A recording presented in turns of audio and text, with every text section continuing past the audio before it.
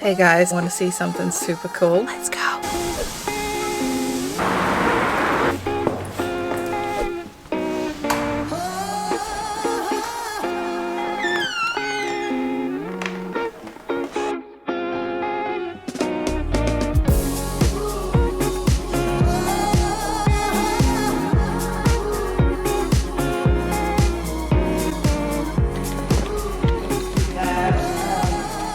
Tell me about how it all started. I've been doing a job now over 30 years. Fell in love with it as soon as I went for the interview for the job. Never wanted to do anything else. And as soon as I sort of saw glass shop and went for an interview, fell in love with it. I was like, I want some of this, definitely want some of this. Got the job, moved up to Manchester 20 years ago, something like that, 22 years ago. 20 years ago. So where are you originally from? London. Oh, turned a northerner. No, still a London boy. Yeah, wrote to a few companies up here when I moved up here. Got a couple of replies, got an interview and went for an interview. Got offered a job, which I took straight away. And after a few years, I didn't feel I was doing the job I wanted to do. It was same job I had in London, but it was just given a draw and make that. I was going, well, no input into it. And I always thought I was a lot better than that. So I used to moan about it at home with Catherine, oh, I'm bored. Yeah. And too many glasses of wine, she said, well, let's do something about it. I sort of woke up in the morning and it was like, oh, yeah. So we got a few ideas of costs and things like that on what we needed to do to set up premises, etc. And when was this year? This was 2005, I think. Okay. So this is our 16th year as Neon Creations, I think. Is the maths add up? Sort of. Yeah. 17, 16? Yeah, we started our 16th year in last July. Okay. Yeah. You know, we're all having fun. Yeah, so we set the company up. I was still working doing glass bending during the day, and then it was just evenings and weekends. I was kind of at Neon Creation. It started off very, very small. We had like 1 or 2 customers. Yeah. Where was your workshop? It was downstairs. We had a little unit downstairs. In here? Yeah. Oh, wow. So we've been in here for the same place 17 years, but it was a smaller unit. We were very fortunate because me and Catherine were both working, so the company didn't have to earn money. It just had to pay overheads. Yeah. Didn't need to pay a wage, and we were very fortunate in that way. And we'll never forget how kind of lucky we were, how lucky we are. But it got busier and busier. I told my company up front I was setting up on my own, I was doing my own work, and they were fine when you don't leave just yet. I said, no intention of leaving, thanks. It slowly got busier and busier, and I sort of went to my work and said, look, can I do 4 days with you, 1 day there? It just got too much where it was evenings and weekends, and it was just I was constantly taking over your life. Yeah, I was constantly standing behind the flame. I love it, don't get me wrong, but when you're sort of working all day and then coming here, carrying on working, it just was starting to get started. Right, can I do 4 days there, 1 day here? Fine. Can I do 3 days there, 2 days here? Fine. Can I do that? And in the end, I said, look, I've just got to go and do this on my own. Yeah. I was fine doing, all the production work. Catherine's strengths are admin. So this is still just 2 of you doing just the work? Me at the time. But Catherine was doing all this sort of admin work again after her work, after her day's work, and it just got too much. So she left a well-paid job with lots of prospects to come and work here. Oh, there you go. What love will do, eh? I think that she's always wanted to run her own company anyway, and she's always wanted to work for herself and do that. So there was always that passion of what she wanted to do, and the passion what I wanted to do, and it kind of, you can write a line down the middle of the company, Catherine's side, my side, it works perfectly. Busier and busier, needed staff, needed someone help in the office, needed someone to help outside, and we sort of grew, and then we started to outgrow the premises. It just got a little bit too, we were sort of moving stuff around to put something in it. There was too many mistakes happening, and it was like, right, come on, something's got to give here. So we asked the landlord if there's any other units, and then when we first sort of looked into this unit, it looked like an aircraft hangar. I was like, no way, because our place was a lot smaller and compact. Yeah, well, I guess. To walk in here with nothing in it, just an empty space from our little unit, it was very daunting. I was like, what are we doing? But we soon filled it, as you can see, and needed more staff, and at one point we got up to 8 members of staff, which, we had a great team. We've still got an amazing team now. We've got 5 people working here now. Great people, actually great people. So that's the kind of history of Neon Creations. Today. So it's been 16, 17 years. Yeah. in all of North, in the same place as well. Yeah, we've never had any issues or any problems. Danville's great. And also because it's an old mill building, it kind of brings life back into these old buildings that would just be left full of spiders and rats. Yeah, exactly. When I walked in, I feel like, wow, wonderland kind of thing. I like seeing people's faces when they walk in, because you walk along the corridor and you think, am I in the right place? And then the door opens, like I say, Wow. Yeah. I'm gonna have to like do another take of pretending to come in. Wow. Yeah. We make neon signs and we want to show what we can do. And you know, as you walk in, you can see it's very open plan. There's lots of stuff on the walls. You can see the benches. You can see the stuff being made, and that's what we want to plan with that sort of layout in mind. So speaking of neon signs, because I'm an interior designer, my viewers are interior designers. What should we think about when we want to specify neon lights, and why should we, let's say, specify neon lights instead of LED lights? Question, many different answers. I always feel with a lot of people have been scared of neon, are fighting against neon because it's glass. There's lots of people bad mouthing neon at the minute because they're trying to sell their lights. Not a problem. The thing I would always ask someone who does the job, a comparison of, you know, someone selling a product, someone selling this product. Don't listen to that person about this product. Yeah. Don't listen to this person about that product. Talk to both people. Which we're trying to sort of educate people at the minute. It goes, you know, neon's not a scary product. It's been around for 100 years. Why is it still around? Because it's this dangerous, horrible beast. But then it's not as not as dangerous. Yeah. No, of course not. So, what are the main concerns maybe of designers when they come to you, and what are like the main questions they just kind of double check? The main questions we often get is limitations and what we can done with neon. Which would be where it could be placed, for example. Does it need to be out of arm's reach? There are lots of laws and legislations with neon that haven't been looked at for years, absolute years, and it's all sort of danger, electricity, etc., etc., etc. Now, over the years, I've sort of seen very little change in anything we do. Transformers are very safe, everything's regulated, CE marked, etc., etc. But the laws are still very backdated. So we try and educate people. It's not as scary as it should be. It's glass at the end of the day, and you know, people are scared of glass, and probably rightly so, but we've not had any problems with it. After all, you know, I mean, I've been doing the job for 30 years and I've never heard of any accidents, any major issues or anything. So educate people, and that's what we're trying to do, and hopefully we will. So you've got these workshops that you are doing now with interior designers and welcoming them in, and that's part of the educational process. What kind of made you think of that, like to start doing it? When we set the company up years ago, we've always had plans and ideas that we want to do. It's kind of like a one-day list, if you like, you know, like one day we'll do that. But because we've been so busy just work, that one day's never sort of arisen. Never comes around. And then all of a sudden, when COVID kind of struck, just before COVID, we started doing, where people come and do a day workshop, where they can come in the whole day, you know, have a go at glass beam, brief history of it, brief rundown, and then take something home they've made. And that was really good fun. We love doing that. With the interior designers, that's always been Catherine's sort of idea of getting people in, show them what they can do, show them what can be done. Our main thing is when they pick up, I didn't know you can do that before. Always when that's our smile on my face, I didn't know you could do that. I think you definitely, when you see this, you definitely walk away and think, right, next project, where can I get some neon in? How can I specify that? And that's what a lot of people come in and say that, you know, a lot of design agents come in, they go, I now want to use them. So we feel it's a slow battle, but So, tell me, how does this work? How do you get from straight tube to an S? To an S. We buy the products in straight bits of glass, so our supplier will just sell it in, you know, different diameters, anything from 8mm up to 20mm glass, different colours, coloured glass, all different sorts of things. So we just buy the straight bits of glass. We'll make a drawing to a given design. It can be someone's logo, it could letter S, it could be anything. What I love about the job now is it's not just, say, open kebabs, burgers, it's artwork, it's real statement life, and it's challenging you as a glass bender to just not make letters, and make different things. Well, definitely in your place, I wouldn't say that this is a signage place. Like you said before, it is towards artwork. An installation there's definitely more art than signage. First started doing the job, it was all high street signs that we used to make. So it's like, say, McDonald's or Marks and Spencer's, things like that. And the neon was always behind the perspex, just used as illumination. So when sort of sign companies started using fluorescent lamps and LEDs to light the signs, a lot of people said, you know, no, this is the end of neon. And I said, no, this is the start of neon. This is now where we show what we can do. Companies were closing down all over the place, just as we were setting up. And it was like, people saying, are you mad? I was like, no, I'm not at all. So so straight bits of glass, we'll make a drawing out of the logo, design, whatever.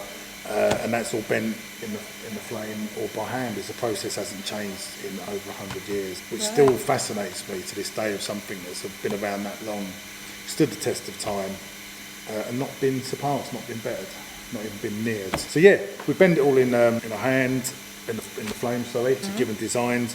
So for example, the diamond we've got there. Yeah, so you get like a drawing. Is this like a sketch that you do yourself? It's normally done on a computer. It's, 9 times out of 10 of our customers, they know exactly what they want. They kind of, if it's their logo or a statement or something, we're given the artwork, we make it into a neon drawing, and then make it into a neon sign. And it's working out where to start. It's almost like I've always said, it's a jigsaw puzzle of, like say the letter S, for example, here is where would you start bending it, where would you start doing it. You get, you can get to a point where you can't move anymore. Yeah, so you wouldn't necessarily start from the beginning and go round. You could start somewhere in the middle. But you sort of learn that the hard way over the years of where you're sort of trying to do something, go, I should have done that. I guess there's no workbooks on how to do neon. No, not at all. It's very much just passed on the knowledge, or you just find out yourself. You learn the hard way. You learn from making mistakes. You learn from not, getting to a point where you can't go any further. You think, I should have, you learn that. As long as you do learn, it's not a problem. But there's no handbooks. There's no like sitting guilds. There's no MVQ for doing this job. No training programs. Nothing. That's crazy. Which again is still something I really love about it. It's almost like an elusive thing. But, there's not much, I think, these days that you can find that hasn't got an online course or a school to go to. Like that hasn't been marketing. We get we get a lot of emails and people say, "Oh, can you teach me how to bend glass?" It's like, no, you're not gonna learn it in a couple of days. It takes years and years and years and years to master. Okay, so you get that, you figure out, you do your sketch to scale, I'm guessing, and then you figure out how you start. And there's different color tubes, from what I can gather. Just like I put in. So this one's white, so it will come out kind of soft white or light white, Snow White glow. So what's happening now? The colours of the tube. There's white phosphorus powder inside, so this is clear glass. So this is how it comes clear. Once the gas goes in, it's going to be red or blue. So neon gas is red, argon gas is blue. So with powdered tubes or coloured tubes, when you can see that's a white colour in there. Yes. That is like a purple colour. Oh, so when that lights up, that'll be purple. So in other colours of glass, we've got yellow glass, blue glass, different colour powders inside the glass. We've got a vast array of colours. I always say it's not a Dulux chart, but there's enough. Other companies are available. But there's enough to get by. There's enough of what you need. So we mix and match things by doing different gases with different colour glass, etc. Try and get something a bit. Wow, that's different. And that's what we push to. So quite interesting. You assume that was white, and that's really good. So a lot of the stuff when it's turned off, like a lot of stuff around here, when it's turned off, it's white. But when you light it up, then it gets the colour like purples and all the stuff we've got over there. Most of it when it's turned off is white. Which is quite bizarre. I think it's just because I saw that there were tubes that were coloured, and I'm like, okay, so that means that is that colour. But it's actually the phosphorus powder. Inside how it reacts with the gas. That's what makes it glow. Ooh. Okay. School day. It is. Once the section's made, we have to put electrodes on it. These things. The electrodes, basically, once the tube's got gas in it, we put it on a vacuum pump. Vacuum pump pulls all the air out, burns all the impurities, dust, everything. So basically, you've got a hollow tube that's under vacuum and actually nothing inside it. So your joins have all got to be 100% leak-proof, no leaks on the tube whatsoever, no small cracks on the tube. And that again is another thing that takes years to get that joint without a hole. That is crazy. And then to put the electrodes on without any holes. And that's the thing, when you're learning, you think, oh, that's all right. And you put it on the pump, there's like holes in it, and then you've got to start. It's a long drawn out process there. Wow. So you put the electrodes on, put it on the vacuum pump, pulls all the air out. Electrodes glow red hot. I think the glass gets up to about 400 degrees. When we're bending the glass, it gets up to 600 degrees, which I didn't know until recently. People go, how hot is it? I go, well, it's very hot. But it's actually about 600 degrees, which really baffled me. I said, that's mega hot, that's like super heat. But I've never burnt himself dangerously yet. So you pop in your electro thing. Yeah. Put it on the vacuum pump, take all the air out, burn all the impurities and dust. You imagine inside there's dust, moisture, everything. Yeah. All that has to come out of the tube before we put the gas in it. If there's any moisture left in the tube, any impurities, dust, anything, grease, have to come out. So we put it on the vacuum pump. It basically gets the tube hot, really hot. So it burns everything out, pulls everything out under vacuum, and then when it's under vacuum and cooled down, we put the gas into it, either argon or neon. And then once the gas is in there, we can seal that off, age up in the aging bay, just make sure the gas is all burnt in, everything's all right, as it should be. Yeah. It's a very visual process. You kind of know what colours you're looking for, when stuff's hot enough on the vacuum pump, you've kind of got this thing, that's the right colour. Air burns a different colour than other gases, so you learn. This is again something that you just pick up through the years. Yeah. You can't just say, okay, ding, that's that. done.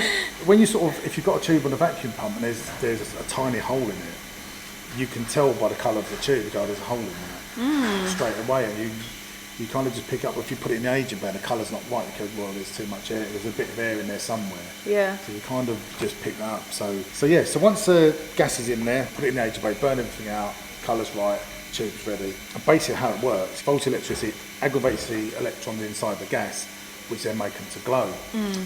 This was first found out in 1600 something. A professor was mucking around with something and found that gases glow. It's like, put that to bed. And in the 1800s, neon gas was identified as a noble gas, as was argon, krypton and all things like that. And then it was put into tubes in about the early 1900s and made neon signs. Wow, early 1900s then? Yeah, 1912 the first neon sign was made. Okay, so we got that lights up, and then obviously this is all tied to electrics, wiring and control systems, panels. Science part, and transformers. So we try and use here lots of different types of backing, as you can see, just to try and make it a bit more creative, a bit more interesting. Yeah, so we probably have to just maybe go up to one of them and just see how they've been fitted in, so we can just talk about that. Should we do that? So once the tube's pumped, gas is in it, everything's alight, we paint out all the non-illuminated bits that you don't want to see illumination behind, if you like. So what is black now used to be? It's just the paint. So that would still be the tubes, all the colour. Tube, right. Ah, yes. So you see when it's all like white. How it works is a continuous line. You can see that from there. It starts there, goes behind. So these bits you wouldn't really want them alight. So we paint out them bits, again everything done by hand, find the backing. We're starting to try and use different backings, more creative stuff, perforated metal, not just things like clear perspex. Yeah, just something very different. And then once we put the sign on there, we wire everything up to a transformer. Every single sign has to be wired to a transformer.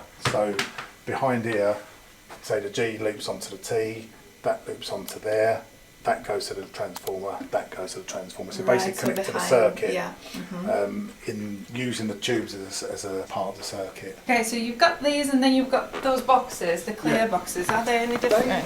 These are our high sign rails. So these are basically what we hire out. Halloween theme, bar theme, we've got Vegas theme, casino themed, happy birthday. We keep these in perspex boxes because it is glass at the end of the day, and if these are travelling to a party, we don't want to break them, because obviously then we've got to repair them. So we keep them in the perspex box just to protect the glass from any accident. Okay, it's time to bend some glass. Whoop whoop. This was exciting and nerve-wracking at the same time.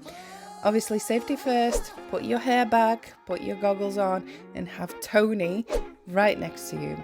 So first, what Tony did was he just marked the glass tube where I was supposed to bend it, so I knew which point to keep over the flame. And then what you do, you just constantly kind of swirl it, spin it around in your fingers until it kind of gets all kind of soft and bendy. And apparently this is what over time you kind of get to the point where you're like, no, okay, this is the time when I need to bend. So I was just following Tony, and it's actually very quick, and you have to blow straight into the tube straight away so it doesn't kind of go flat and stays rounded as a tube does. I was quite disappointed because the first one that I did came out a lot better, and obviously I can see now where the craft comes in. Over time you obviously get better and better at this.